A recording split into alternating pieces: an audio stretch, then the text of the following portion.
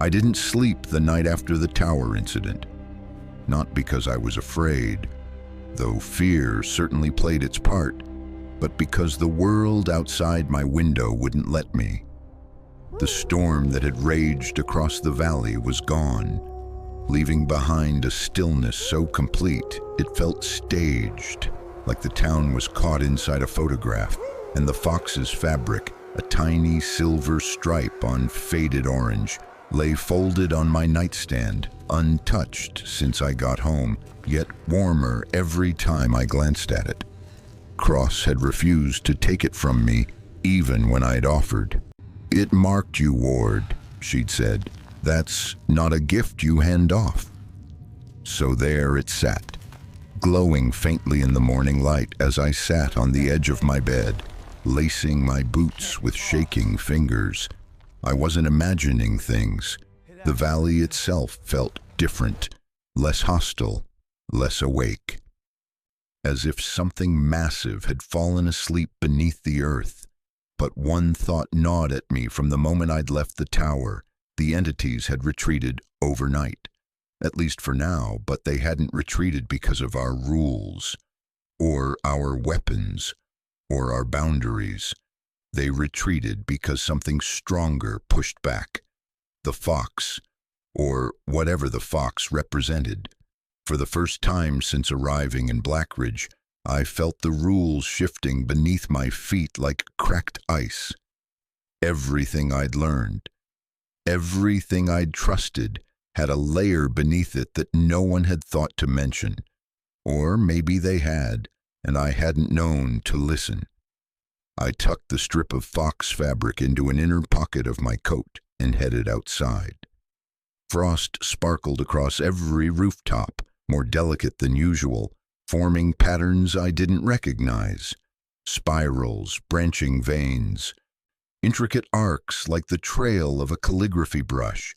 Something had traced them in the night. 3 ravens sat along the roof of the station, silent, watching me as I walked up the steps. Ravens weren't unusual here, but their posture was. They didn't peck, they didn't hop, they didn't caw, they observed, like judges deciding whether to grant passage. When I opened the station door, they didn't fly away. They just tilted their heads, following my movements like a single synchronized creature. Inside, Chief Halstead stood at the bulletin board with a coffee mug so large it could have doubled as a soup bowl. Cross was beside him, arms crossed tightly, eyes red-rimmed from lack of sleep. She didn't acknowledge me when I entered, but her gaze flickered toward my coat, the pocket where she knew the fabric was hidden. "Ward," the chief grunted. "You look like hell." "I could say the same," I replied. He snorted into his mug. "Worse things have been said." I dropped into the chair beside Cross, rubbing my palms against my knees. "What's the damage this morning?" I asked. "Strangest report of my career," Halstead said. "And that's saying something around here." He tapped a stack of papers on the board. "No entity sightings since 3 a.m. No drifters touching the ridge. No mimicry near the tree line. Silent watchers haven't moved from their usual burrows. The woods quieted." Cross finished his sentence softly. "Everything pulled back." The chief nodded, like the boundary pushed them out farther than usual. I exchanged a look with Cross. She didn't dare mention the fox in front of him. We both sensed that instinctively, but Halstead wasn't an idiot. He sensed something off in the air. He took a long sip from his mug, then asked the question that had been hanging in the room like smoke. "What happened at the tower?" Cross stayed silent. She wanted me to answer, to choose what truth to give. I cleared my throat. Something came to the door. It learned how to use the handle. Halstead's jaw tightened. "A mimic?" "Yeah, but different, faster." He waited for more. Cross gave the slightest shake of her head. "Barely noticeable, but it told me everything. Don't mention the fox, not yet. not until we understand its meaning, so I continued with the partial truth. It tried breaking in. The drifter below kept ramming the ridge. We barricaded and tried radioing out, but something hijacked the channel. Then the beacon flared brighter than normal, and everything disappeared. Retreat. Silence. Halstead rubbed his forehead. "And you're sure you didn't see anything else?" Cross answered before I could. "Nothing we could identify." That was enough for him, for now. The chief sighed, pinching the bridge of his nose.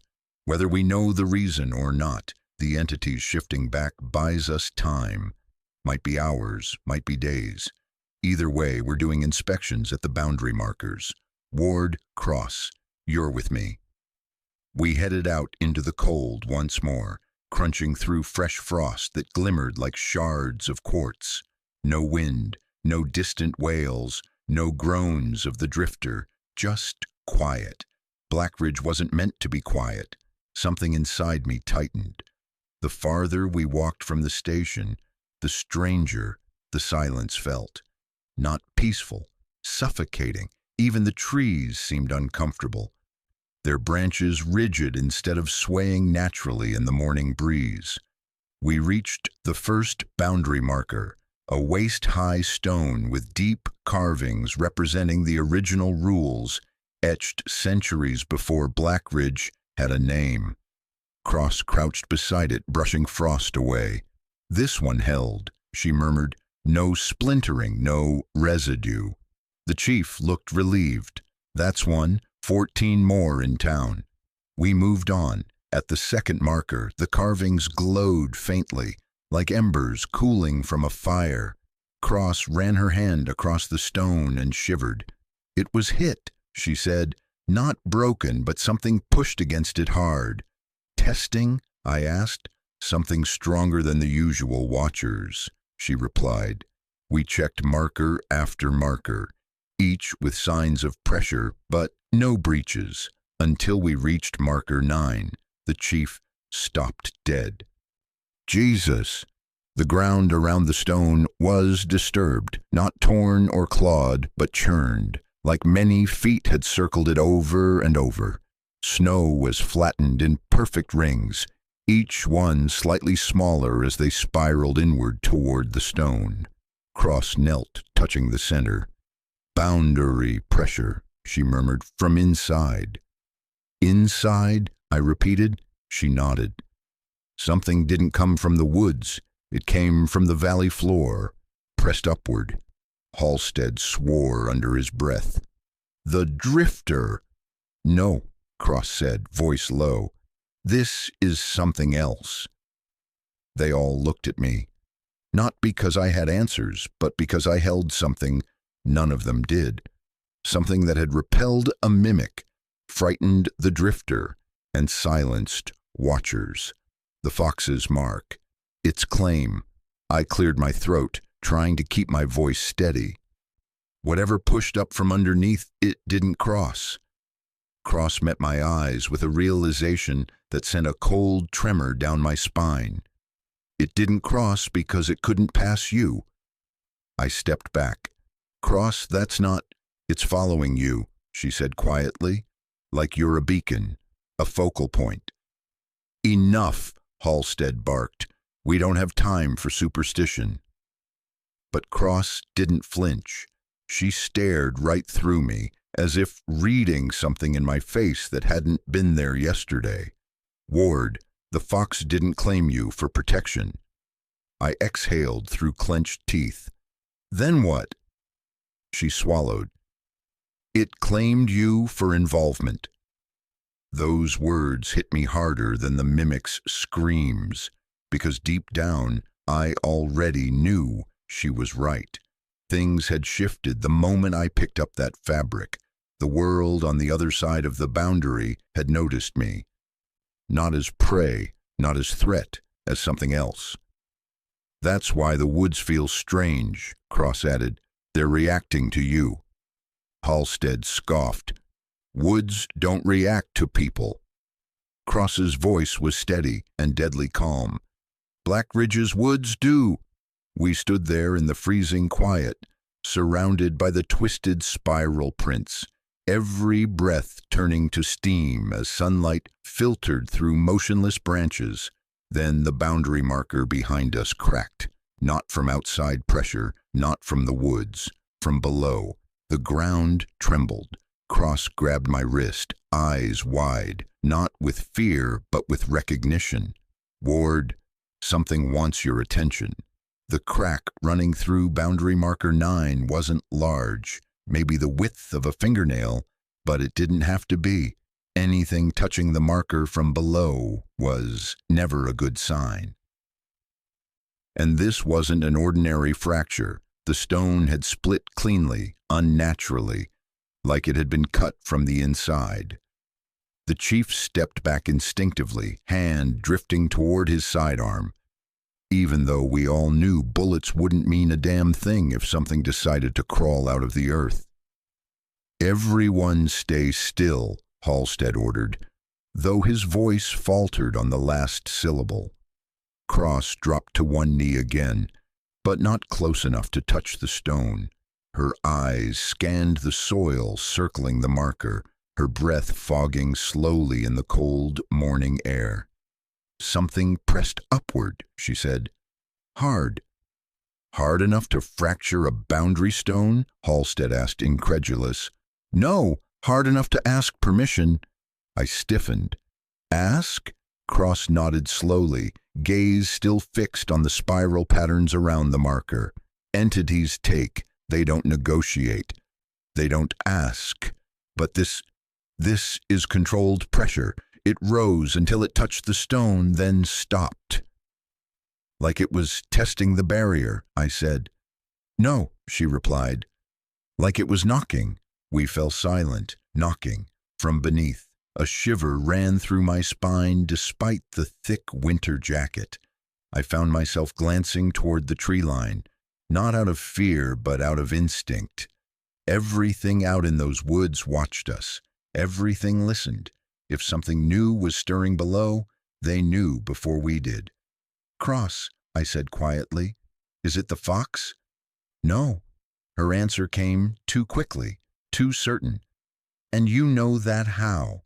She finally looked up at me, her face pale but calm. "Because whatever the fox represents doesn't knock. It chooses, it marks, it claims. And when it arrives, the world bends around it." I hesitated. "Then what is this?" Cross rose to her feet and pointed at the faint spirals in the snow. "Something old," she whispered. "Older than the fox. Older than Blackridge." The chief let out a rough sigh, rubbing his forehead like he already regretted coming out here. "Well, that's the last thing we need. Something older. We've got enough problems with the things we already know." Cross didn't argue. She simply turned her head slightly, as if listening to something deep in the forest. When she spoke again, her voice was barely above a breath. "The woods stopped breathing last night for a reason." Halstead stiffened. "Explain." "The entities retreating. That wasn't them running from the beacon, or from us, and it wasn't fear." She looked straight at me. "It was deference." I stepped back before I realized I was moving. The snow crunched under my heel. "Deference?" I repeated. "To something stronger," Cross whispered. "Something that woke up." Halstead shook his head hard. No. We would have seen movement, signs, something." Cross didn't blink. "We did." She pointed at my coat, at the pocket, where the fox's marking rested. My stomach nodded. "That's not possible." "It's exactly possible," she said. "Ward, the fox claimed you so fiercely last night that every entity within a mile pulled back. Something down there, whatever touched this marker, felt that claim too." "So what does that make me?" I asked. Cross answered without hesitation. "A signal." Halstead cut in sharply. "Enough. We're not chalking town-wide anomalies up to superstition. We're going to monitor the markers, file our reports, and get answers we can use. Not fairy tales. Cross looked at him with quiet pity. With respect, Chief. You've lived here long enough to know our rules aren't fairy tales. Halstead didn't respond. Not because he disagreed, because he didn't have the energy to argue. He was scared. We all were. The crack in marker 9 pulsed faintly, like a heartbeat buried beneath a mountain of ice. Cross crouched down again. Ward, come here. I swallowed hard and stepped beside her, leaning close enough that I could feel the heat radiating from the fractured stone. Too much heat. Way too much. Why is it warm? I whispered. Cross's jaw clenched. Something is rising. The ground trembled. Not a violent quake, just a ripple, the kind you feel standing too close to a train as it passes. A deep, subterranean vibration that crawled through my boots and up my bones. Then another ripple, stronger. The chief instinctively reached for his radio. Halstead to base. Static exploded from the speaker, loud, violent, a shrieking crackle that forced him to drop the device into the snow. Cross exhaled sharply. That wasn't interference, that was proximity. Proximity to what? I asked. Cross didn't answer with words. She pointed. Behind marker 9, the frost patterns had begun to shift. Not melt, shift. Spirals slowly rotated in opposite directions, like two massive gears of ice turning under a thin blanket of snow, and beneath the spirals, something pressed upward again, just enough to bow the earth. Halstead cursed under his breath. We're leaving, now. But Cross didn't move. She kept staring at the rising shape beneath the frost, knees bent slightly, hand inching toward the handle of her ice axe, the one she carried instead of a baton. Cross, I warned, don't. But she shook her head. Ward, it's not coming up. How do you know? Because it hasn't breached yet. It's waiting. For what? Her eyes flicked toward me, filled with an understanding she didn't want. You. My throat tightened. Me? Why? Cross's voice softened. Because you carry something it recognizes. I shook my head. I'm not chosen. I'm not marked. I'm just... No, Ward. You weren't chosen. You were claimed. The spiral shifted faster. Something beneath us inhaled. The snow rose and fell like a chest taking a breath. Cross grabbed my sleeve. Ward, listen to me. When something ancient wakes beneath Blackridge, the first thing it does is search for the scent of whatever disturbed the balance. My breath caught. The fox, I whispered, because it protected me. Cross nodded slowly, and now something older wants to know why. Halstead had already backed 10 paces away. I'm not sticking around to shake hands with a prehistoric forest god. Move, both of you. But Cross didn't move. Neither did I, because just then a crack split the air, not from the stone, not from the earth, from the tree line. 3 tall pines bent backward as if pushed by invisible hands. A hollow moan drifted across the valley, not painful, not angry, summoning. Halstead froze mid-step.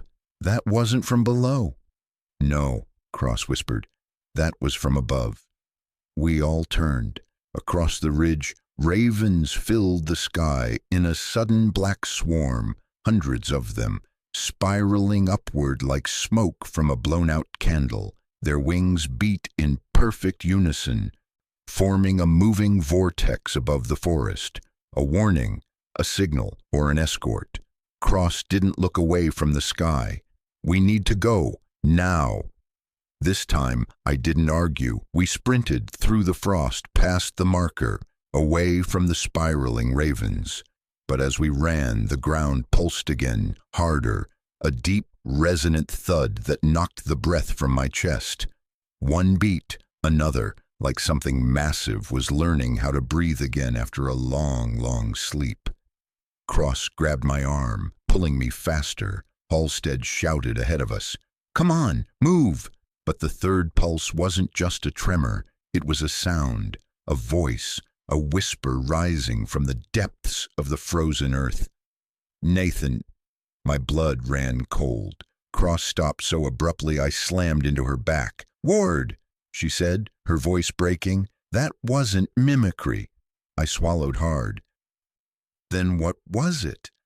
She looked over her shoulder toward the rising spirals in the snow. "It knew your name before you were born." Cross grabbed my wrist with such force I felt her nails through her glove. "Don't respond," she whispered. "No matter what you hear, don't answer it." But the sound, my name, rising through the frost, was nothing like the mimic's voice the night before. This wasn't imitation. It wasn't learning. It wasn't practicing human speech. This was recognition, like something ancient beneath the valley wasn't calling to Nathan Ward the deputy, or Nathan Ward the man, but to something far deeper, buried in my blood, in my existence, something it had known long before I ever set foot in Blackridge. "Ward, move!" Halstead shouted. Cross yanked me hard, and my legs finally reacted. The three of us sprinted across the frozen ground, trying not to slip on the hard-packed snow.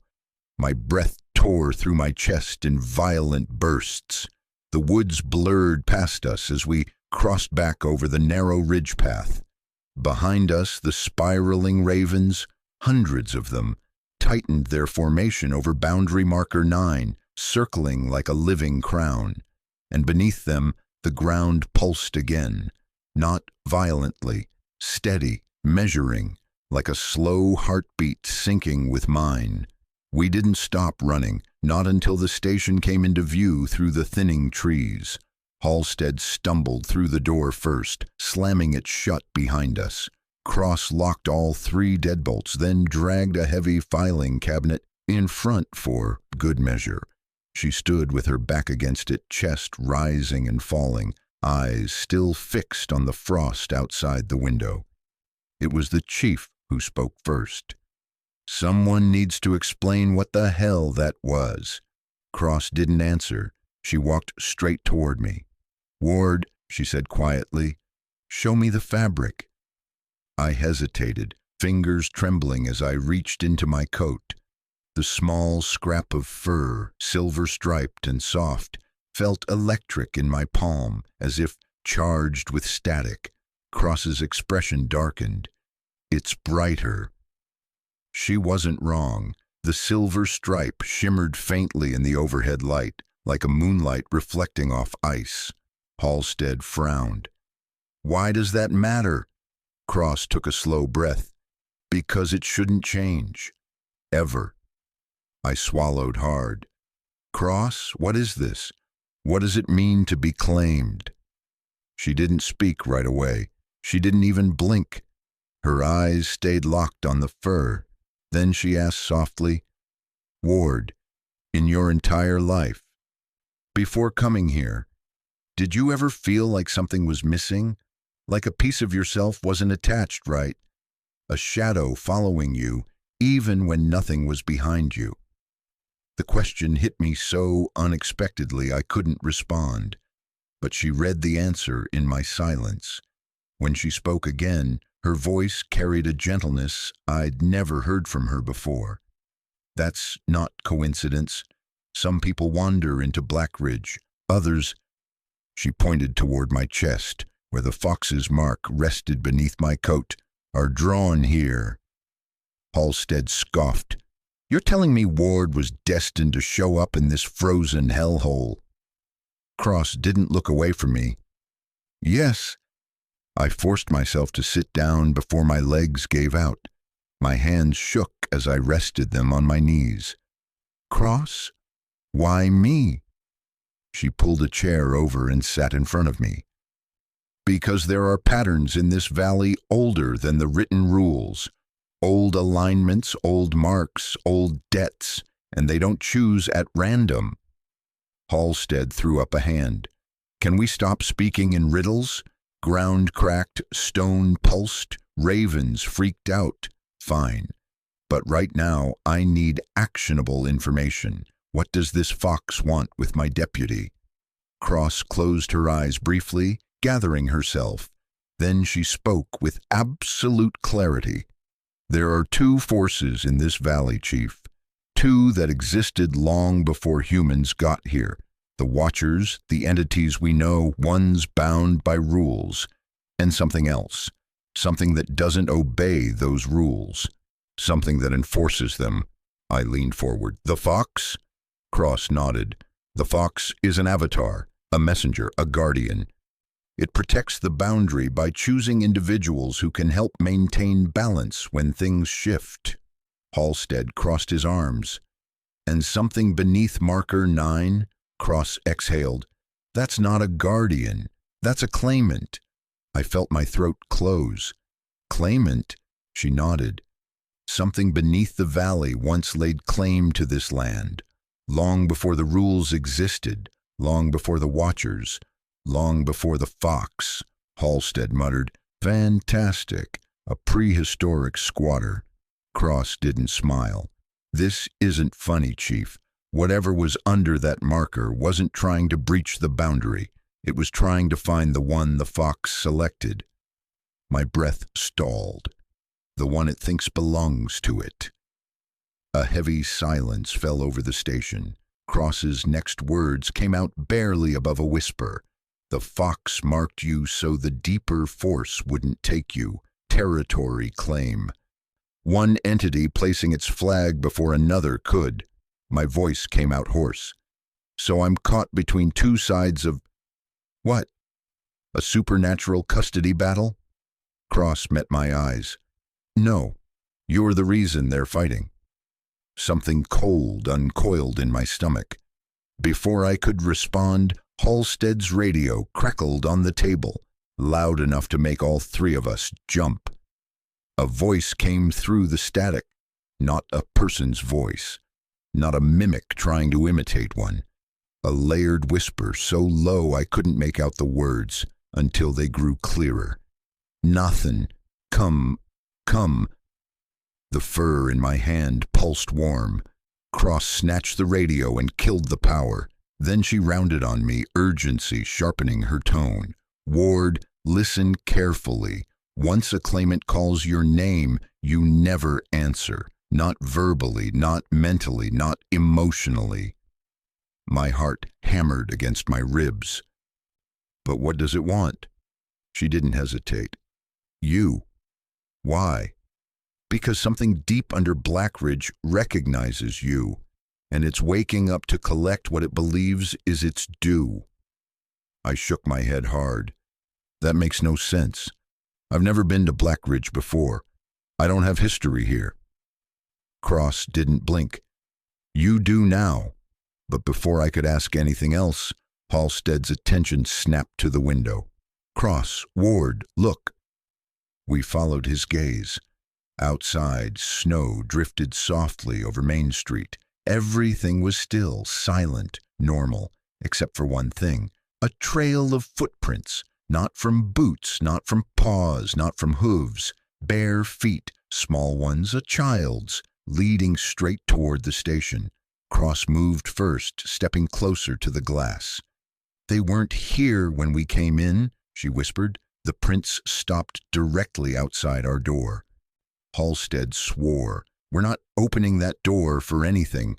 I'm not planning to, Cross said, almost as if in response a soft knock echoed through the station. 3 taps. Slow, even, deliberate. My breath halved. The knock wasn't aggressive or frantic or mimicked. It was precise, ritualistic. Cross motioned frantically for Halstead to step away from the door. He did. The knocks came again. 3 taps, followed by a voice. Not a child's voice, not a mimic's voice, not a whisper. It was layered, old, like the earth speaking through dirt. Nothing. The fox's fur in my hand grew so hot I almost dropped it. Cross grabbed my arm, eyes wide. "It's not knocking for us," she said. "It's knocking for you." I stumbled back from the door. "What does it want?" Cross's voice tightened like she was swallowing broken glass. "Acknowledgement." Halstead's hand hovered near his pistol. If it wants him so badly, then why not smash the door down like the mimic? Cross didn't look at him. "Because it doesn't break rules. It creates them." The voice outside the door spoke again, clearer this time. "Return what is mine." Cross's breath caught. "Ward," she whispered, "give me the fur." I hesitated. "Now." I handed it over carefully. She pressed the scrap of fox fur against my chest, right over my heart, and held it there as she closed her eyes. The temperature in the room dropped instantly. The lights flickered. The radio hissed on the table, unplugged, sparking erratic static, and then the voice at the door spoke one final time, not loud, not threatening, just certain. "You were promised." Cross's eyes shot open. "No." She grabbed my sleeve. "We're leaving. Right now." Halstead looked at her. "Leave? It's outside. Where the hell do you want to go?" Cross pointed toward the far hallway, the one leading to the basement. "The river tunnel," she said. "If something ancient is calling Ward, the last place we should be is above ground." She took a trembling breath. "We're going under." Cross didn't wait for either of us to argue. She grabbed my arm with enough strength to cut off circulation and pulled me down the station hallway toward the basement access door. Halstead followed behind us, glancing back at the front entrance every few seconds, as if expecting it to splinter inward at any moment. The knocking had stopped, but that was somehow worse. A silence like that wasn't safety, it was patience. Something outside was waiting for a response, and the last thing we wanted was to give it one. Cross threw open the basement door and motioned us down the narrow staircase. The concrete steps descended into a dimly lit corridor lined with storage shelves and emergency equipment. Rusted lanterns, salt bags, old rope, and outdated first aid kits that looked older than the station itself. Halstead reached the bottom first, flicking on the overhead lights. They buzzed and flickered in long, unsteady pulses. "Cross," he said through clenched teeth, "you want to explain where the hell you think we're going, because if whatever that thing is wants Ward, dragging him into a basement doesn't seem like the smartest play."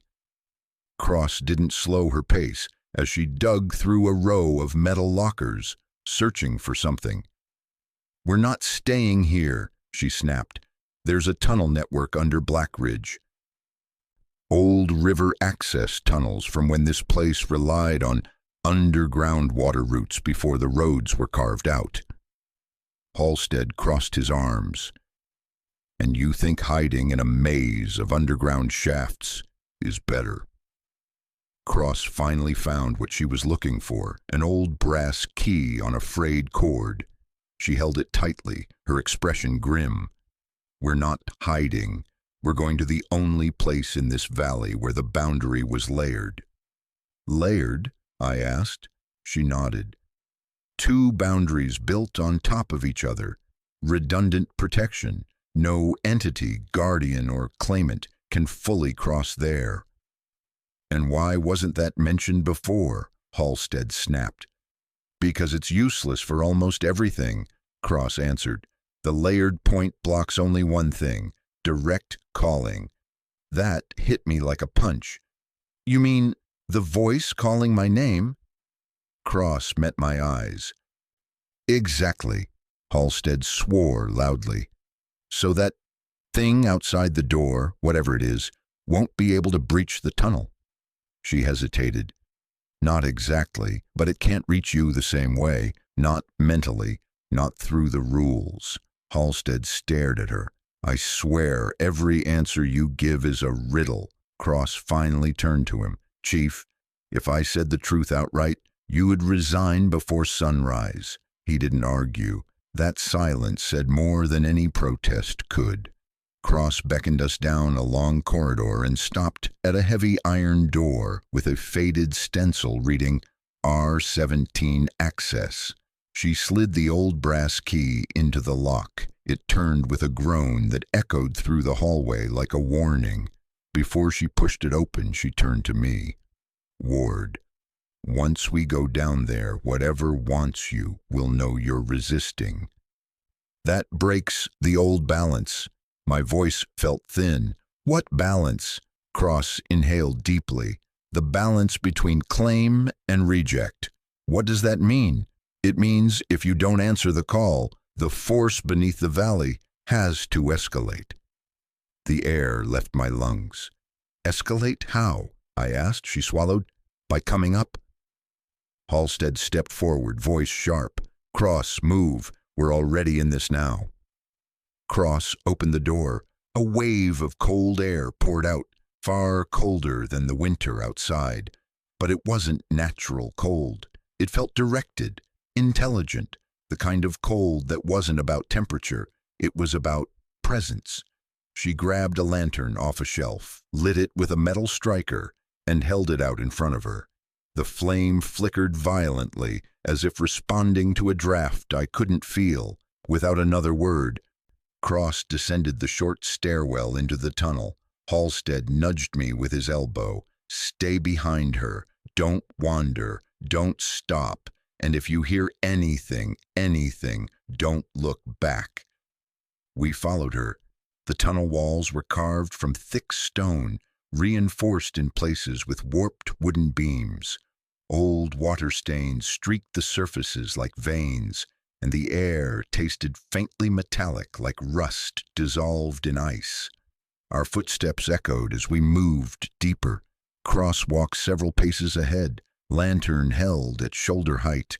The flame cast long, jagged shadows along the tunnel walls that stretched and shrank as we moved.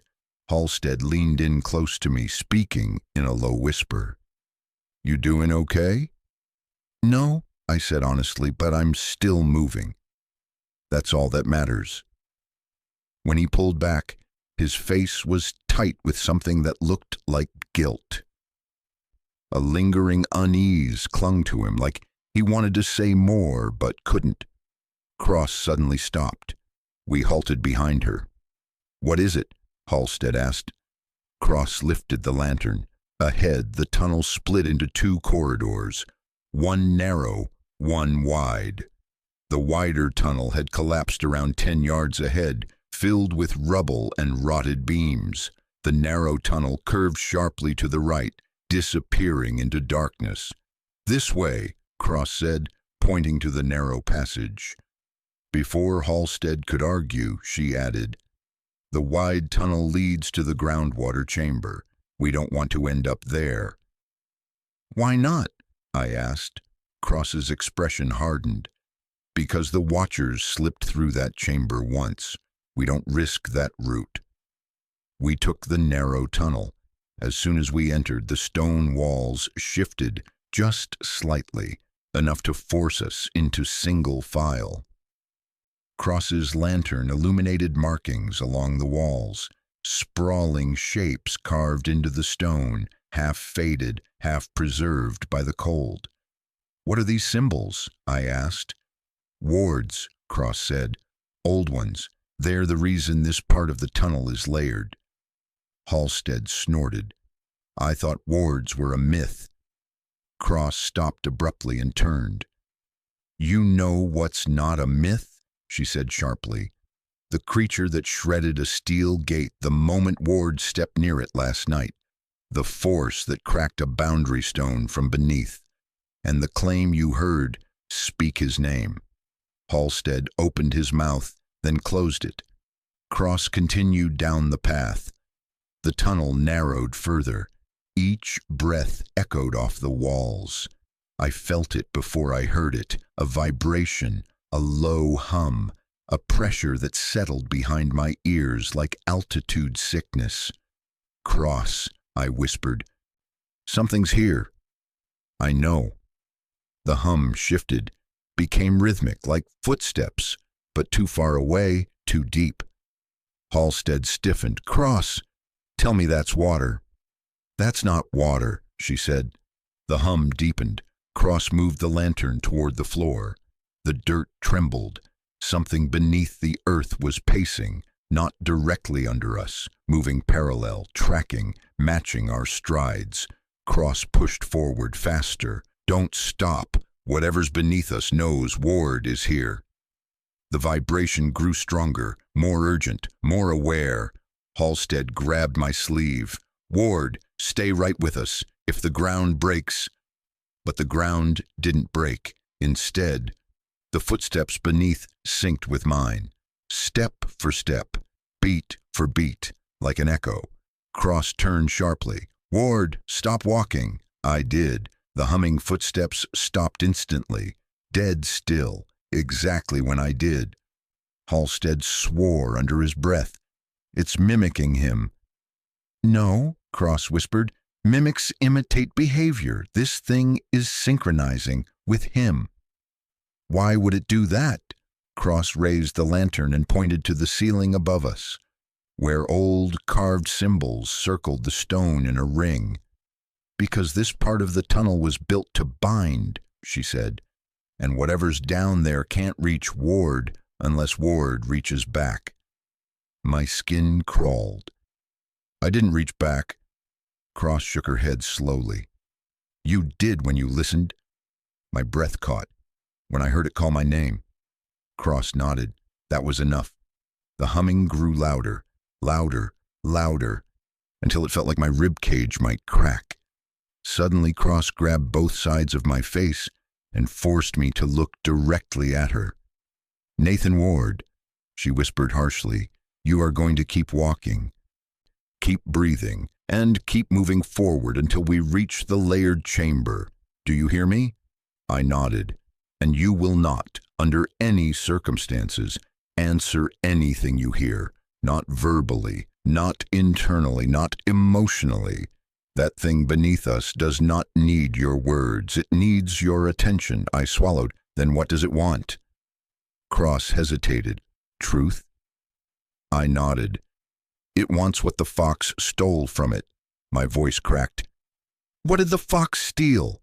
Cross finally said the words she'd avoided since the moment the valley called my name. You. The humming beneath the ground surged, as if it understood, as if it agreed. Move, Cross shouted. We ran deeper into the tunnel, toward the layered chamber, as the thing beneath the earth followed in perfect lockstep. We ran. Not because we were fleeing blindly, but because the tunnel beneath us throbbed with a rhythm that didn't belong to the earth. Each vibration rattled the stones, buzzing against our bones, syncing with the frantic cadence of my heartbeat. Left foot, right foot, stop, start. The thing beneath us matched every movement. Halstead kept glancing over his shoulder as we sprinted. Cross, how far to this layered chamber? Another 60 yards, she yelled. Just keep moving. The tunnel tightened as it curved, forcing us into single file again. Frost clung to the ceiling in thick, jagged formations, like teeth lining the throat of some ancient creature. My breath fogged in front of me, but the fog didn't drift upward. It sank, downward, toward whatever followed us under the dirt. Halstead slowed for half a second to catch his breath. The ground beneath him stopped too. Perfect synchronization. He froze. Cross, he whispered. It's standing right under me. Then move, she barked. He did, pushing forward with renewed adrenaline. Cross led us through a section where the tunnel widened just enough for us to run side by side. The air smelled older here, like cold stone soaked in memory. Carvings lined the walls, symbols curling around one another in patterns too symmetrical to be random, too layered to be human. Cross, I gasped. What are these symbols? Warnings, she said. from whoever carved this place long before the town existed." "What were they warning about?" Cross didn't answer. She didn't need to. The ground shuddered violently, the strongest pulse yet, and all three of us stumbled. Dust rained from the ceiling. A section of stone cracked behind us with a sharp, splitting echo. Then a sound rose from below, a long exhale. Cold, ancient, measured. Halstead swore loudly. "Cross, it's breathing under us." "No," she said firmly, "it's listening." That made something inside my chest twist so hard I almost fell to my knees. We reached a stretch where rusted metal beams intersected above us, forming a cage of sorts. Cross practically shoved me beneath them. "What is this?" I asked. She lifted the lantern, illuminating the beams. Where the metal overlapped, faint lines glowed, symbols etched into the rust, shimmering like embers. Not warm, though. Cold, light. Moonlight turned into script. "This is part of the layered boundary," Cross said. "The first barrier." "And the second," she pointed ahead to a narrow stone archway carved into the tunnel wall. A doorway formed not by human tools, but by precise, ancient force. The arch was covered in the same twisting, interlocking symbols, but deeper, sharper. "Through there," she said. Halstead's voice shook. "And what happens once we're inside?" Cross looked right at me. Her expression softened, just for a moment. "Ward stops hearing his name." That was the first real hope I'd felt since the knocking at the station. We ran toward the archway, but the tunnel had other plans. When we were 20 yards away, a tremor rippled through the ground so violently that both Halstead and I were knocked off our feet. Cross caught herself on the wall, lantern swinging wildly as she steadied it. The glow from the archway flickered like something had brushed its surface from the other side.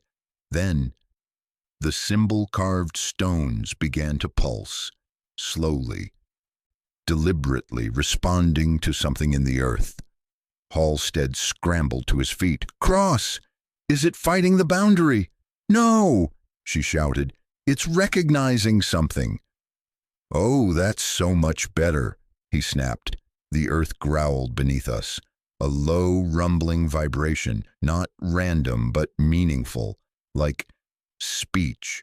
Cross grabbed my shoulder. "Ward, look at me, not at the ground." "I'm trying." She forced my chin upward, keeping my gaze locked on hers. "You're hearing something, aren't you?" My throat tightened. "Yes." She exhaled sharply. "What is it saying?" I hesitated, because admitting what I'd heard meant acknowledging something I wasn't ready to face. "Ward," she urged, "tell me." I swallowed hard. "It said, 'Found you?'" Halstead cursed with a level of fear I'd never heard from him. Cross shut her eyes briefly, absorbing the weight of that phrase, before pulling me toward the archway with renewed urgency. "Move," she commanded, "now." We reached the stone archway, and the moment I stepped under it, the world shifted. Sound dulled. The tunnel's vibrations faded like a dying heartbeat, and the cold, the unnatural, intelligent cold, peeled away from my skin. I gasped, nearly collapsing. Halstead grabbed my arm. "Ward, what's happening?" Cross answered quietly. "He's out of the reach of whatever is beneath us. The layered boundary is blocking the call." I leaned against the stone, chest heaving. For the first time since the voice whispered my name, I felt a sliver of myself return, something unclenched, something released. But that fragile relief didn't last, because Halstead's face went pale. "Cross, look!" He pointed back down the tunnel. The ground outside the archway was shifting, slowly, like something beneath the dirt was rising through a thick layer of ice. Cross raised the lantern. A large section of soil bulged upward, then another, then another, not breaking through, just rising up beneath the surface, following a path straight toward us, straight toward me. "Ward," Cross said carefully, "stay within the arch." "I'm not leaving it," I whispered. "Good," she said, "because if you take one step outside that threshold, it will take you." Halstead took a shaky breath. "So what now? Wait for it to go away?" Cross shook her head. "It won't go away. Not now. We changed the balance when we ran." "So what do we do?" Halstead pressed. Cross paced inside the chamber, thinking, analyzing. The lantern light threw rapid shadows across the carvings, making the symbols look like they were twisting under her touch. Finally, she stopped. "There's a central point," she said. "A nexus where both layers of the boundary were built. It's deeper in the tunnel system." Halstead stared at her. "And that's supposed to do what? Kill the thing?" "No, nothing can kill it, but the nexus can block it." She pointed to me. "Completely." I frowned. "Block it permanently?" Cross hesitated. "Long enough for us to figure out why it wants you." Halstead exhaled through gritted teeth. "I hate every part of this." Cross ignored him, turning back to me. "Ward, the layered chamber keeps you safe. The nexus might keep you separate." "Separate from what?" I asked. She met my eyes. "From the thing that believes you were promised to it." The ground outside the archway rose again, this time with such force that a small crack burst through the tunnel floor. A whisper drifted up, soft, ancient, certain. "Nothing." But the archway held. The voice dissolved against its threshold, unable to enter. Cross grabbed my arm again, eyes blazing with urgency. "This boundary won't hold forever. We have to reach the nexus before it shatters." "Before what shatters?" "The rule that protects you." Halstead stepped beside us, jaw tight. "Then we move." Cross looked toward the deeper darkness of the tunnel system, the place the symbols warned never to enter without purpose. Then she faced me one last time. "Stay in the arch's protection until I say run. When we move together. If you falter, if you hesitate, if you listen to anything—" "I won't," I said. She shook her head. "You will." She held my gaze. "But I'll pull you out of it." And with that, Cross stepped backward into the darkness of the deeper tunnel. The lantern flame flickered once, twice. Then she said the words that began the next ordeal. "Nathan, stay close. The valley is waking, and it remembers you." The moment we stepped past the archway and into the deeper tunnels, the temperature dropped. Not the sharp, violent cold of winter storms, but a slower, deliberate kind of cold. A cold that felt like thought. The lantern light dimmed, its glow shrinking inward as though the air itself was absorbing it. Cross led the way with steady steps, one hand gripping the lantern, the other brushing along the symbols carved into the wall. She read them not as decorations or warnings, but as language, one that carried weight, tension, memory. Halstead stayed close behind her, gripping his flashlight so tightly his knuckles whitened under the beam. I walked last, because every time I drifted even an inch outside the invisible radius of the arch's lingering protection, something under the earth reacted, a shudder, a pulse, a whisper. My name, once a normal sound, now felt like a key slid into a lock, and something on the other side waited for me to turn it. Cross didn't look back as she spoke. "Nathan, talk to me. I'm right behind you." "That's not what I meant. I need to know how strong the pull feels." I hesitated before answering. "Like gravity, like I'm not supposed to walk away from it." Halstead muttered, "Great. Fantastic. The ground wants the rookie. We're basically escorting a human magnet for whatever's living in the basement of hell. Cross ignored him. Is it speaking to you? Not now, but it's listening. I didn't know how I knew that. I simply felt it, an awareness pressing against the boundary that currently shielded me, like fingers tapping glass from the other side, patient and infinitely sure of themselves. Cross slowed. Good. That means the layered chamber still holds. How long will it hold? Halstead asked. She didn't answer immediately, and that silence was the first time I'd ever seen Cross restrain the truth instead of offering it freely. Long enough to reach the nexus, she said finally, but we need to move quickly. We descended deeper. The tunnel floor slanted downward into a vast subterranean throat. The walls widened, revealing ancient support beams half consumed by frost. The carvings changed too, shifting from layered warning symbols to more complex shapes. Intersecting rings, concentric spirals, and long vertical lines that resembled the silhouettes of human figures. Except these figures had no faces. Halstead shined his flashlight over the carvings. These look like the no faces we've seen in the woods. Because they're connected, Cross said. Some creatures that roam the valley originally emerged from this system. Think of this place as the spine of the land, the birthplace of the rules. I shivered. So, everything we've been dealing with came from here? No, she corrected gently. Only some.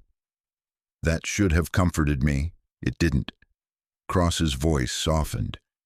Nathan, tell me if you feel anything shift. Shift? You'll know when it happens. We continued walking until the tunnel opened into a wide cavern. The ground here wasn't smooth rock or packed soil.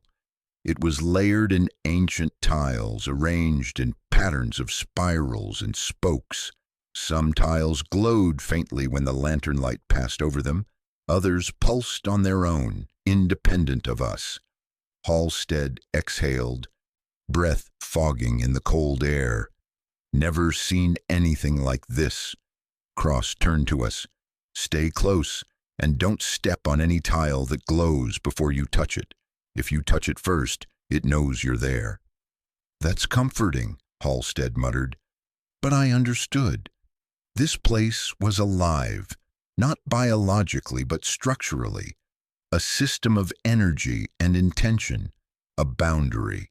We walked carefully around the spirals, following the path marked with faint carvings. As we entered the cavern's center, I felt pressure in my chest. Not fear, not panic, recognition, familiarity, as if I had been here a long time ago. Nathan, Cross's voice sharpened, stay with us. I'm here. That's not what I mean. Stay, Nathan. I didn't understand at first. Then I did, because something under the tiles responded to the sound of my name, not with a whisper, not with a tremor, but with a rising warmth, a calling warmth. Cross stepped between me and the tiles instantly, her stare hardening. It's trying to draw him in, Halstead said quietly. No, Cross corrected. It's trying to identify him. Halstead blinked. Identify him for what? Cross looked at me. Her expression, usually calm and controlled, held something much heavier now. Maybe for what he was meant to be. A chill slid down my spine. Cross? I whispered. What does that mean? We'll talk about it after the nexus. Her voice softened. I promise. But I suddenly felt like she might be promising something she didn't expect to keep. The path narrowed again. We moved into a second chamber, smaller but louder. The walls hummed. I could feel the vibrations in my teeth. It felt like the air itself had a heartbeat. Halstead looked around. This feels worse than the frost night. It is, Cross said. This place amplifies everything. Good energy, bad energy, voices, intent. So if something wants Nathan, it wants him more here. Cross approached a tall pillar in the chamber's center. It rose straight from the ground to the ceiling, covered in carved rings. Each ring represented a rule, a choice, a boundary. She touched the pillar and several symbols pulsed under her palm. This is the record of the first Watchers, she said, long before the town existed. Watchers? I asked. The original guardians, the people who first documented how to survive what lived here. Halstead frowned. Like the first version of the rules? Yes, and the nexus is their strongest point. Cross turned toward a narrow corridor that cut through the far wall. At the end of it, a faint blue-white light glowed, steady, rhythmic, like a lighthouse beam through a storm. That's the heart of the boundary, she said. It was beautiful, but terrifying. Halstead stepped forward. So we get Nathan there, block whatever's calling him, and then what? Cross hesitated before she said it. Then we separate him from whatever the valley believes he belongs to. I swallowed hard. Separate? How? Cross turned to face me fully. Nathan, your name is the connection. The valley didn't reach for just anyone. It reached for you, and we need to sever that connection before it becomes permanent. How do we sever it? Cross inhaled slowly. We either reinforce your place in this world or break your place in the other one. And how do you do that? I asked. She stepped closer, placed a hand on my shoulder. Her voice trembled not with fear, but with weight. At the nexus, the boundary chooses.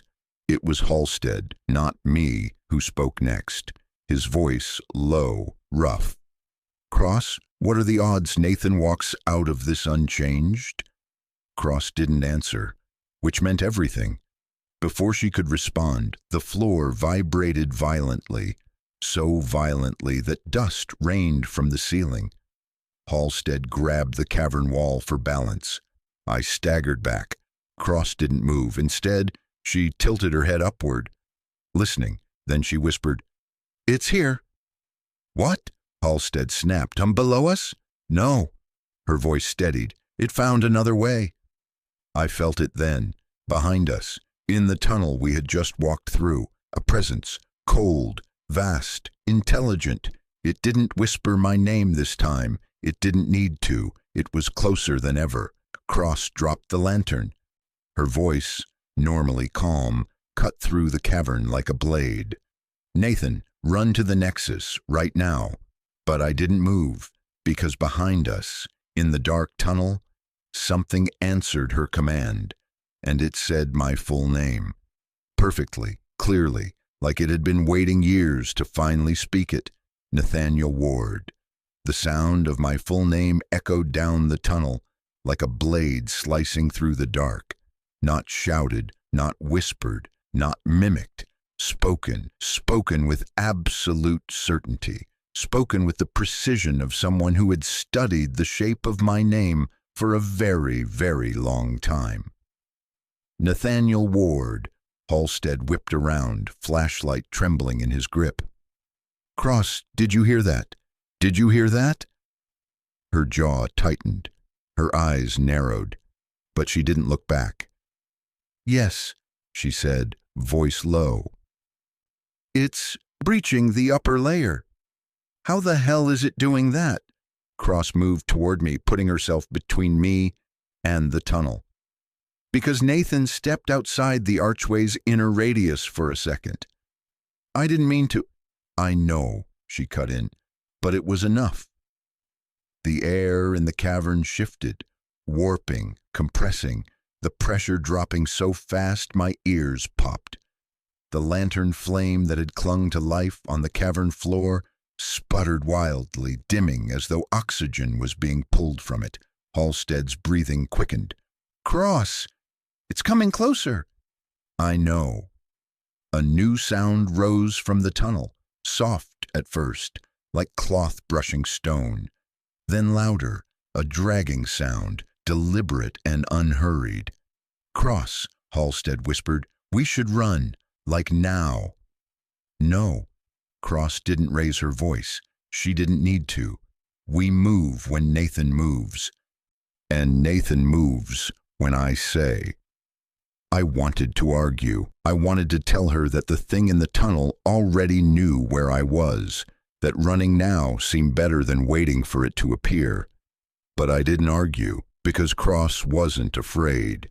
She wasn't ignorant. She wasn't in denial. She was calculating, and she was buying time. "Cross," I whispered shakily, "what did it just breach?" She didn't turn. "The outer membrane of the layered chamber, the part that responds to recognition. And because it knows my full name now, it thinks you've accepted the call." "I didn't," I snapped. The dragging sound stopped. Silence. Then footsteps. Light. Soft. Almost human. Halstead swore under his breath. "It's walking." Cross held up a hand. "Stay absolutely still." Every instinct in my body screamed to run, but her voice held me like a command. The footsteps grew closer, close enough that I could hear grit shifting under invisible weight. Then a shadow stretched along the tunnel wall, tall, too tall, head slanted at an unnatural angle. Halstead's flashlight beam shook but didn't fall. "Cross, I see something. It's—" "No," she said. "Don't look at it directly. Don't acknowledge it." But Halstead wasn't listening.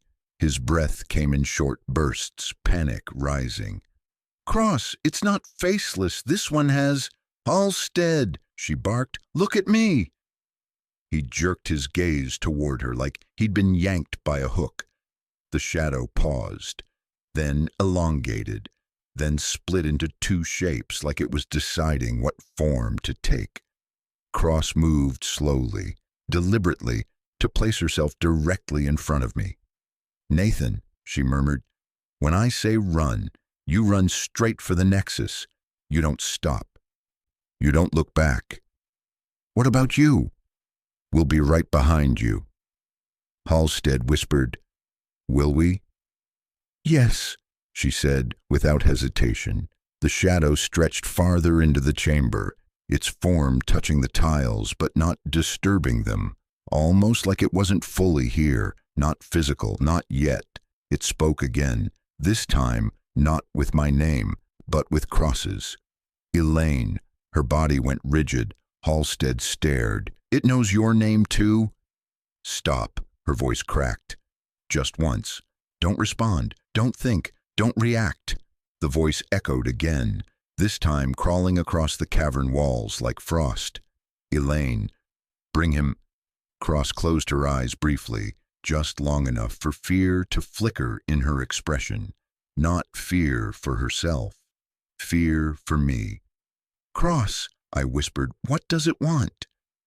She finally turned her head, enough for me to see her expression. "It wants you to finish what someone began." "Finish what?" But she didn't get to answer, because the shadow moved. Not toward Halstead, not toward her. Toward me. The cavern floor cracked under its weight, hairline fractures racing across the tiles like veins of ice. A low, resonant hum filled the air and pushed against my chest like invisible hands. Cross snapped her eyes open. "Now, run!" I sprinted, not because she said to, not because I was brave, but because the thing in the tunnel sounded like it was smiling when it spoke my name. As I ran across the chamber, the tiles lit beneath my feet, reacting to my presence, creating a flickering trail of blue-white light. Halstead was right behind me, boots pounding the stone, breath ragged. Cross ran last, lamp swinging violently in her hand. The nexus chamber grew closer, the light brighter, the hum stronger. But behind us, the shadow surged, breaking into a sprint, its footsteps overlapping mine as though trying to sync with my rhythm. Halstead yelled, "Cross! It's closing in!" I know. We reached a narrow corridor, the only path into the nexus. Carved symbols lined the walls, glowing faintly like they were awakening. I ran harder, but the shadow was faster. As it reached the corridor entrance, it spoke again, this time not with words, but with a deep, ancient resonance, a command, one that hit me in the bones. Stop. My body froze mid-stride, literally froze. My muscles locked. My lungs stopped halfway through an inhale. My foot dangled in the air, unable to step down. Halstead slammed into my back, cursing. Cross skidded to a stop behind him. "Nathan!" she yelled. "Move! I can't!" The shadow dragged itself into the corridor, its form sharpened, rippling into something almost tangible now, like it was molding itself into shape. Cross pressed her palm against the corridor wall. A symbol ignited under her hand, bright enough to burn. She shouted a single word I didn't understand, syllables harsh and ancient. The symbol blasted a shockwave across the corridor. The shadow shrieked, a sound like wind ripping through dead trees, and staggered backward. I collapsed forward, air slamming back into my lungs. Halstead grabbed my jacket and yanked me upright. "Go! Move!" I ran again, feet pounding the stone, until I burst into the Nexus chamber. And then everything changed. The Nexus wasn't a room, it wasn't a shrine, it wasn't a symbol, it was a presence. A towering pillar of shimmering light pulsed in the center of the chamber, white, blue, silver, shifting like a living aurora trapped inside a cage of carved stone. The ground around it glowed like starlit ice. The moment I stepped inside, the light reacted. It flared, it brightened, it vibrated with recognition. Cross and Halstead stumbled in behind me just as the shadow reached the corridor entrance. The light responded immediately, casting a beam across the opening like a sword drawn from the earth. The shadow recoiled, its body fracturing into tendrils of darkness that clawed at the barrier but could not penetrate it. Halstead fell to his knees. "Holy hell, it's holding it back." Cross stood tall, sweat dripping from her brow, breathing hard but steady. "The Nexus knows Nathan," she whispered. "Why?" I asked. And this time, she finally told the truth. "Because you're not the first ward the valley has spoken to." The Nexus pulsed. The shadow screamed. Halstead's face went white, and I felt the ground tilt beneath my feet as Cross breathed the words that changed everything. "Your father came here once, and he made a promise the valley intends to collect." For a long moment, no one said a word. The chamber's light pulsed like a heartbeat, slow, deep, ancient, casting shifting shadows across the carved stone. I stared at Cross, unable to process her words. "My father?" My voice cracked in disbelief. "My father was here in this place?" Cross didn't step closer. She stepped back, giving me space but keeping her posture firm, ready for whatever reaction came. Halstead looked between us, lips parted, completely stunned. "He never told you," Cross said softly. "I was afraid of that." "He never told me any of this," I snapped. "He never even mentioned Whitmore." "He couldn't," she replied. "And if he had, you wouldn't have believed him." My pulse hammered, not because of the creature still clawing at the Nexus barrier behind us, not because of the ancient rules, not because the valley knew my name, but because Cross had just implied something I wasn't prepared to hear. "What promise?" I demanded. "What did my father do?" The Nexus light brightened, its glow reaching across the floor like fingers searching for connection. Cross exhaled shakily. Your father wasn't just some man passing through Whitmore, Nathan. He came here during the last thinning 30 years ago. Halstead blinked. 30 years. That lines up exactly with— Yes, Cross interrupted. With this cycle. With the boundary weakening. With the valley choosing a name. The valley choosing me. I tried to take a step back, but the nexus reacted instantly. Its light flared, pulling ever so slightly at my chest. Cross raised her hand. Don't step away from the light yet. It's protecting you. The shadow creature shrieked from the corridor entrance, pressing its form against the barrier of light. Its outline jittered as though it couldn't decide what shape it wanted to take. One moment tall and slender, the next hunched, the next stretched, but its voice, its hatred, never wavered. Nathaniel, Cross's jaw tightened. It won't stop calling for you until we deal with the promise. I clenched my fists. Then tell me what the hell my father promised. Cross swallowed. For the first time since I'd met her, she looked conflicted. He bargained with the boundary. Halstead rubbed a hand across his face. What does that even mean? Cross paced in a tight circle near the nexus, her steps intentional, controlled.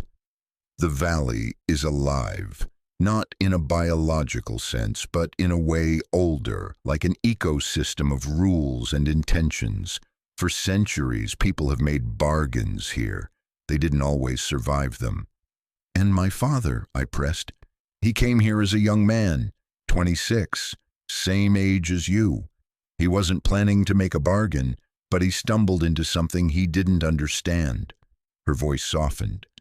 No one plans to meet the valley. It finds you. A sickening recognition twisted in my gut. What did it offer him? Cross's gaze flicked to the shadow creature clawing at the barrier. That, I frowned. It offered him a monster. No, she said quietly. It offered him protection from one. Halstead cursed under his breath. Cross, don't tell me this thing is— It's an emissary, she confirmed. A collector. For what? I whispered. She looked at me. Really looked, and her eyes softened with something like sorrow. For bloodlines. My heart tripped. What? Cross nodded slowly. Some families in Whitmore's early days learned the valley doesn't just choose individuals. It chooses lineages. When your father entered these tunnels, he awakened something that had been dormant for decades. The nexus pulsed again like it was agreeing. But he didn't want what it offered, Cross continued. He wasn't ready to surrender himself. So he made a desperate bargain. Halstead whispered, Cross, don't say it. He promised the valley his firstborn instead. My knees nearly buckled. No, I said, no. That's impossible. He wouldn't. He believed he could outrun it, she said. He thought moving across states, changing careers, staying out of isolated areas would protect him. He spent years dodging every thin place he could find. But the valley always remembers. The light from the nexus dimmed for a moment, as if reacting to my panic. Cross lifted both hands, palms up, her voice steady but urgent. Nathan, listen to me. Your father didn't sacrifice you. He was trying to survive. He thought he could outlive the bargain. So he ran, I whispered bitterly, and left me behind. Cross closed her eyes. He didn't mean to, but yes. And when he died, the promise didn't die with him. Halstead shook his head. Wait, so when his father died, the valley looked for the firstborn, she said simply. It looked for Nathan. My breath stuttered. So this thing, this collector, it's here to finish the deal? Yes, but there's more. Cross stepped closer to the nexus, letting the light wash over her face. The valley doesn't just take people, it marks them. It bonds with certain names, certain patterns. You weren't chosen randomly, Nathan. You were inherited. I didn't ask for this, I said. No one ever does. The shadow creature slammed against the barrier, darkness rippling like liquid along the stone. Cross turned sharply toward it. You don't get him, she snapped. Not while I'm here. The creature responded with a deep, guttural resonance. The barrier trembled slightly, barely noticeable, but enough to send a jolt of fear through me. Halstead pointed. Cross, did you see that? It's pushing harder. It won't break the nexus, she said, trying to calm him. Not unless Nathan steps out of the light. That's why we must finish the separation before it adapts. Finish it how? I asked, voice trembling. She took a long breath. There are two ways. I waited. She didn't continue. Cross, Halstead barked. Tell him. She turned to me. There is a ritual encoded in the boundary, a severance ritual. It separates a marked person from the valley's claim. That sounds like exactly what we need, Halstead said. Cross nodded once. But, she continued, it comes at a cost. Whose cost? I asked. Her silence was answer enough. Mine? I pressed. Or yours? Someone has to stand in the boundary as it seals, she said softly. Someone who can hold the weight of the call long enough to redirect it. Redirect it to what? Cross swallowed. Into themselves. Halstead stepped forward immediately. No, absolutely not. Cross, you're not doing that. She didn't look at him. I'm the only one trained for it, she said quietly. The only one who has studied the boundary long enough. The only one who knows how to stop it from tearing Nathan apart. My pulse spiked. Cross, you're not taking my place. She met my gaze, her eyes steady. I'm not taking your place. I'm giving you a choice. What choice? To live. The shadow emissary pressed harder against the barrier, its form contorting into shapes that made my skin crawl. Cross continued, voice firm but gentle. If we don't sever the bond, the valley will keep calling you, and eventually, it will pull you out of this world entirely. You'll vanish, just like the others who were claimed before you. My breath shook. So what happens if you do the ritual? What happens to you? Cross didn't flinch. She didn't soften the truth. She didn't pretend. The valley will take me instead. I couldn't breathe. Halstead exploded. No, Cross, this is insane. You're not offering yourself up to this thing. It won't take her completely, I said quickly, desperately. Right? Cross, right? She hesitated. It depends. Depends on what? On whether the valley accepts the transfer, she said. On whether your lineage loosens its hold. On whether I can withstand it long enough to break the contract your father made. I shook my head violently. No, I'm not letting you. Nathan. Her voice stopped me cold. You don't get to choose whether I protect you. You only get to choose whether I succeed. The nexus light flared bright enough to cast razor-sharp shadows across the chamber. The collector creature shrieked. The ground trembled, and Cross stepped closer to me with a steady, unwavering stare. I promised myself that when the day came, I would save the next person the valley tried to claim. She placed a hand on my arm, and I'm keeping that promise for you. For a moment, everything inside the Nexus chamber held still, the collector creature's stuttering shadow, the trembling runes etched into the floor, the pulsing column of light behind me. It was as if the valley itself paused to hear Cross's declaration. She remained in front of me, posture firm, breath steady, gaze unwavering. How someone could look so calm in a moment like this when a creature outside the threshold was snarling to tear the soul out of my body, I had no idea. Cross had always carried a kind of steel inside her, but now I understood. She'd shaped that steel for a moment like this, and it terrified me. "No," I said again, barely able to find my voice. "Cross, you're not doing this." Her expression didn't change. If anything, she softened. "Nathan, I'm not asking permission." Halstead stepped between us, voice rising. "You think I'm just going to stand here while you offer yourself up like some sort of boundary sacrifice? Absolutely not. I'm pulling both of you out of this tunnel right now." He grabbed her shoulder. Cross didn't even turn her head.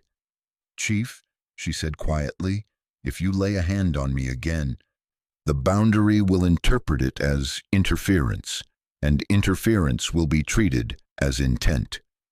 Halstead froze instantly, not because Cross threatened him, but because the boundary itself would. Cross took a slow breath, then addressed me directly. "Nathan, the valley wants what it thinks belongs to it. Something your father promised because he believed, wrongly, that he would live long enough to undo it. He didn't. So the valley reached for you instead." I swallowed hard, my throat raw. "And you think you can just take my place?" "Yes." "What makes you so sure the valley will accept you?" Cross finally glanced down, just a flicker, barely perceptible. "I've been preparing for this since I was 17. That hit me like a blow." "You knew," I breathed. "You knew one day someone would be claimed." "Yes." "And you knew the next person would be me?" "No," she said. "I only knew I would take their place when the time came." Halstead looked like he'd been punched. "So you just wait around to throw yourself into ancient death traps for strangers? That's your plan?" "Not for strangers," she said quietly. Then she looked at me. "For the people the valley chooses." My pulse hammered in my ears. The collector shrieked again, its form spasming against the nexus barrier with new intensity. The light flared, pushing it back, but only barely. Cross glanced over her shoulder. "It's adapting." "How fast?" Halstead asked. "Faster than I hoped." The creature slammed its form against the threshold again, sending cracks spiderwebbing across the stone floor. The nexus dimmed in response, then stabilized, but weaker. Cross didn't flinch. "We don't have much time." I stepped forward until the light brushed my skin. "Then give me something real. Tell me what this ritual actually looks like. How does the valley take a person? How does it take you?" Cross tightened her grip on my arm. "It doesn't drag you anywhere. It consumes your presence, your name, your pattern, your imprint on the valley's structure. You stop existing in its memory." "That sounds like death," I said. "It's not death," she replied. "It's erasure." "And that's better," Halstead snapped. Cross ignored him. "The valley believes you were promised. That means your imprint is already tied to the boundary. The ritual unties it and binds mine instead." I stared at her, shaking with a fury I didn't know I had. "You're talking about giving up your entire existence. For me, for someone you barely know." Cross's eyes flashed, not with anger, but with something deeper. "I know enough." I shook my head. "I won't let you." "You don't get to decide," she said gently. "I won't let you," I repeated louder this time. "I'm not letting you vanish, erased for a promise I never made, for a mistake my father made before I was even born." Cross stepped closer, her voice lowered until it was almost a whisper. "Nathan, you didn't choose this, but I did." My chest tightened painfully. "There has to be another way." "There isn't." Halstead suddenly snapped his fingers, pointing at the nexus light. What if we use IT? The damn thing knows Nathan's name. It reacts to him. Maybe it can repel the collector without anyone stepping in. Cross shook her head. The nexus doesn't repel, it reflects. That's how it protects. It only pushes back what enters the chamber. And right now, the collector isn't fully in the chamber. It's pressing through the layers of the boundary. Meaning, Halstead demanded, meaning the nexus won't pull it inside to destroy it. It will pull in whatever is most aligned with the valley's claim. Her eyes shifted to me. It will pull in Nathan. My blood froze. Cross grabbed both of my shoulders. In the next few minutes, the collector will breach the threshold. If you're still tied to the valley's claim when that happens, you will be taken, and I will not be able to retrieve you. Halstead opened his mouth, then closed it again as the creature slammed against the barrier once more, this time cracking the stone lip around the chamber entrance. Cross took a steady breath. There is one more thing you both need to understand. We waited. Cross's voice softened, a calmness that somehow made everything worse. If I take your place, you won't remember me. My stomach dropped. What? The valley will erase me from your memory, Nathan. From Halstead's memory. From the town's memory. That's part of the severance. It resets the lineage pattern. No, I whispered. No, I'm not agreeing to that. Absolutely not. You might not remember, she said, but you'll be alive. I don't want to live if... She pressed her hand over my mouth gently. Don't finish that sentence. Her touch lingered just long enough to steady me. Then the collector howled, a deafening fractured wail that reverberated through the chamber. The barrier flickered violently. Cross looked at me one last time. It's time. No, I said, grabbing her wrist. Cross, please. She leaned in close. Remember this, Nathan. I froze. Her voice lowered to a breath. Even if the valley steals every part of me from your mind, I will not regret saving you. The barrier shattered. The nexus roared with blinding light, and Cross stepped forward. The moment Cross stepped forward, the nexus chamber erupted, light surging so violently it washed every corner of the cavern in white. The symbols carved into the stone ignited in rapid sequence, pulsing like 1,000 veins carrying energy toward a single beating heart. The valley answered her, and it answered hard. A force slammed into the chamber like a collapsing storm front. The shock wave hit me on the chest, throwing me backward into the pillar of light. Halstead crashed beside me, sliding several feet across the stone. Cross didn't move. She stood at the center of the threshold, chin raised, shoulders squared, facing the creature that had breached the layered boundary. The collector stepped inside.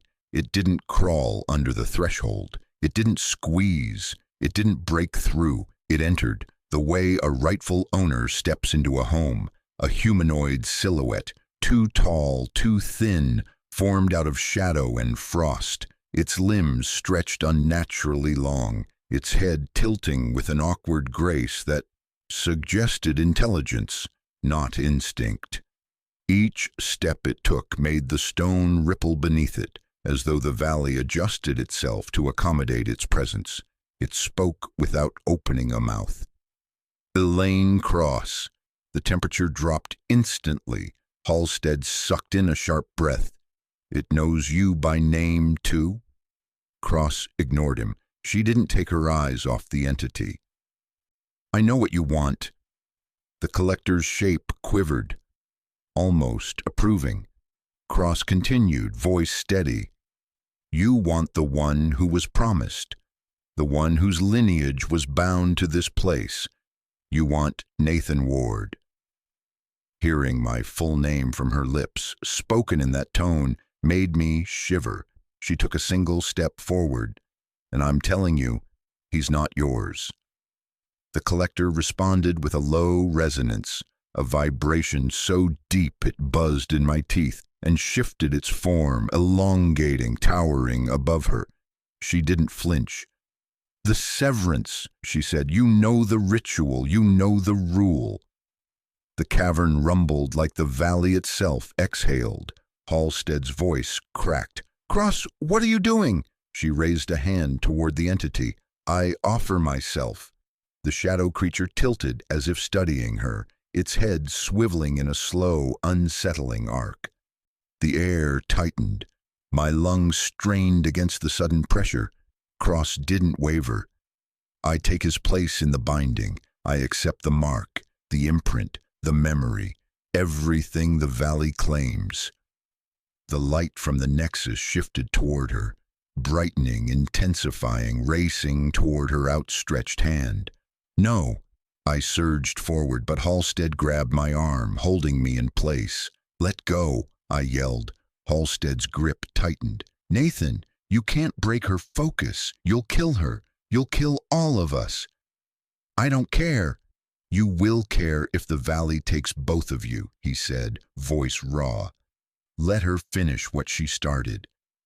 I struggled, but the nexus held me back like invisible hands pressed against my chest.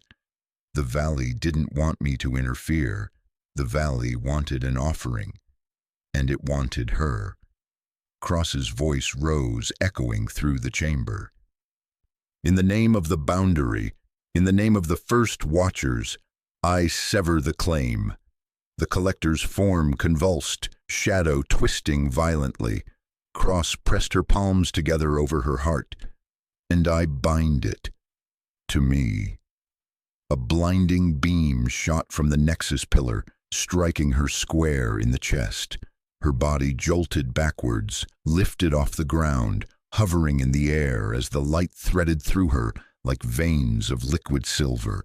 Her eyes fluttered shut. Her arms fell limp. "No, Cross, Cross!" I screamed. But the ritual wasn't finished. The collector lunged, not at her, at me. Halstead shoved me behind him, but it didn't matter. The creature wasn't attacking with its limbs. It attacked with its presence, its pull, its ancient right. I felt it, a hook, deep, awful, tugging at the center of my being, trying to pull me out of myself.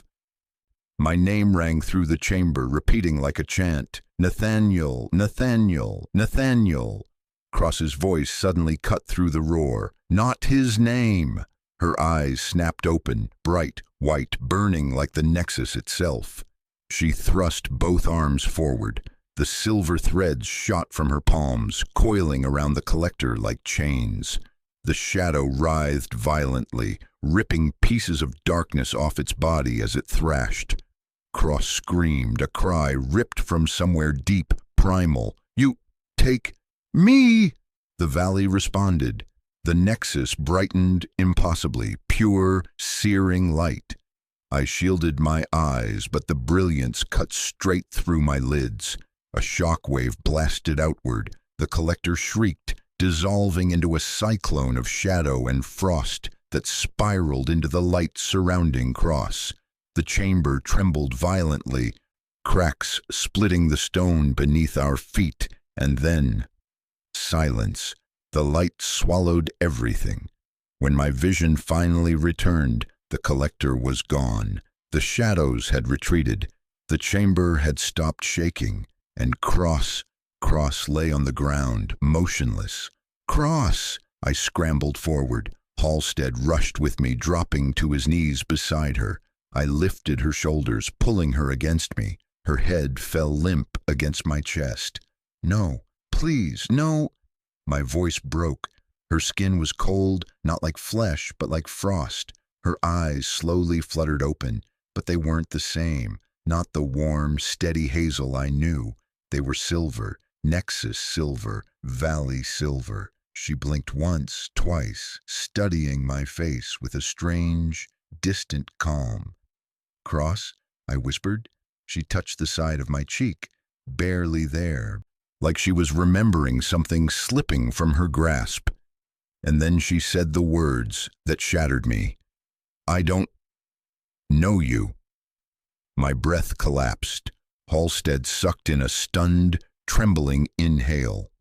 Cross looked around the chamber, confused, searching. "What is this place?" she asked blankly. "Why am I here?" The ritual had worked. The bond was severed. The valley had taken her instead.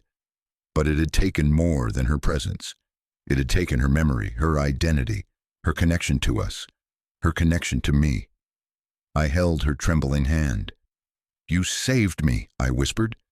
She pulled her hand away gently. "I think I was meant to." Her voice was soft, distant, a stranger's voice. "Nathan," Halstead said quietly, putting a steadying hand on my shoulder, "we need to get her out of here." I nodded numbly.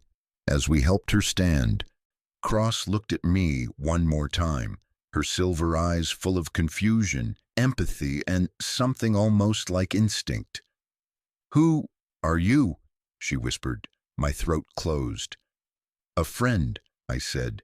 It was all I could give her, all I could be to her now. She nodded faintly. Then, "Take me home."